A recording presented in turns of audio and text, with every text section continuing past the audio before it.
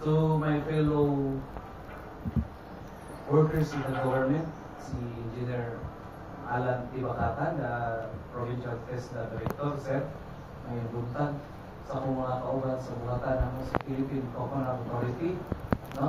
Si Sir Julio Espiritu, diha, maabot na siya nga mahimong leader ng sa opisina. Then sa mo ang kauban pod nga tutong aning kwarta gikan sa Coconut Levy Fund sa pag-implementar, no? Una si Ma'am Aria o si Sir Tigo Akailar. Then congratulations di ay dako sa Shopee Center for Ecology and Organic Farming Incorporated, ang Family Farm School on Organic Farming kalagsar kayo nga naay iskwilahan ng magkatigayon ug tudlo sa organic farming. Congratulations labi na sa tuwang administrator / trainer si Reverend Father Nemesio Sayon. Father, congratulations.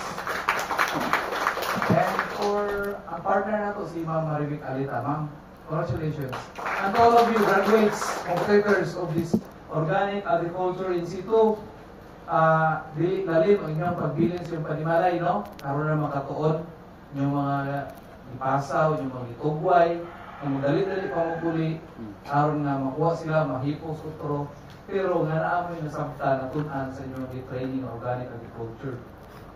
Sa giingon ni Sir Engineer Bakatan, kumahin sa poverty incidence sa Zamboanga del Norte, ang 47%, no, usa ka solusyon ana is kanang gihatag nato nga education or proper education or trainings pareha ani, no, kay we will admit na or dili among the sector in the agriculture coconut ang pinaka pobre anuman kay tungod ang mga coconut farmers dili ba sila kanang murag culture nila is igo na lang harvest dayon patimbang wala na dayon wala kining dugang mga ibalo. So mayo gani nga nay come up na programa parehaan ni nga tun-an nato ang paghimo og kining vegetable sa dili pag ordinary vegetable sa organic product ika sa farm organic pag siya.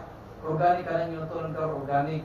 Very valuable ang organic karong panahon kay almost ato ang mga produkto na naa sa merkado wala na siya gisprayhan og insecticide. Yung sama na siya ligo, dili ra ka spray, ligo yun. So organic is very valuable itong talagsar man siya.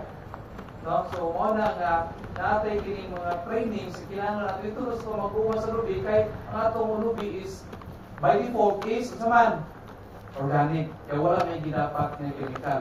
So kining abono ang mahimo na itong abono ay dapat sa itong natanong nga utanon nga itanong sa halong sa lubi atong mga pre-aron makaproduce o kanang gitawag nga very valuable murag ulawon produkto sama sa organic. And in more of this, more sensible and more in-depth topics discussion about PCA and other kining na to ang CFIDP akong ihatag sa buang ang kauban ng si Mr. Integris. Ambush. Kalit yun eh.